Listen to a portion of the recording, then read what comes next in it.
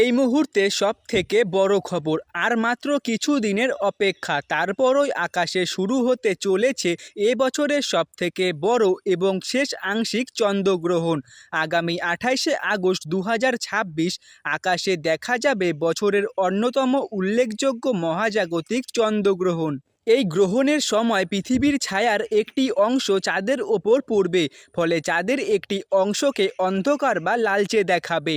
তো সুপ্রিয় দর্শক, আগামী 28শে আগস্ট ভারত ও বাংলাদেশের কোন কোন জেলা থেকে এই আংশিক চন্দ্রগ্রহণ সম্পূর্ণরূপে দেখা যাবে, বিস্তারিত জানতে ভিডিওটি শেষ পর্যন্ত দেখুন।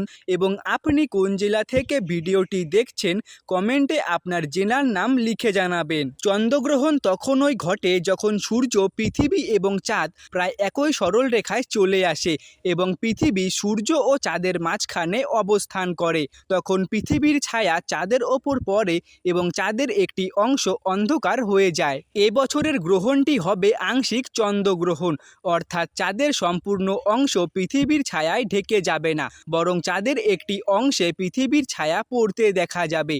আন্তর্জাতিক সময় অনুযায়ী গ্রহণটি 27 আগস্ট রাত থেকে শুরু হয়ে 28 আগস্ট পর্যন্ত চলবে।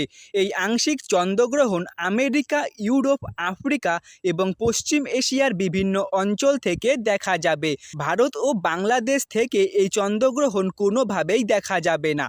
ভারত ও বাংলাদেশের সময় অনুযায়ী গ্রহণের দৃশ্যমান অংশ শুরু হবে রাত পেরিয়ে ভোরের দিকে। সর্বোচ্চ পর্যায় হবে আনুমানিক ভোর 4টা 12 মিনিটে।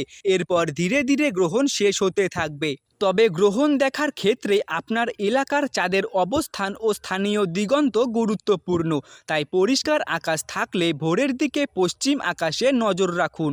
আর একটি বিষয় মনে রাখা খুবই জরুরি, চন্দ্রগ্রহণ খালি চোখে দেখা পুরোপুরি নিরাপদ। সূর্যগ্রহণের মতো বিশেষ সুরক্ষিত চশমার প্রয়োজন হয় না, তাই এ বিষয়ে কোনো রকম সচেতন থাকার প্রয়োজন নেই। 28 আগস্ট ভোরে আকাশ পরিষ্কার থাকলে এই মহাজাগতিক দৃশ্য দেখার সুযোগ হাতছাড়া করবেন না।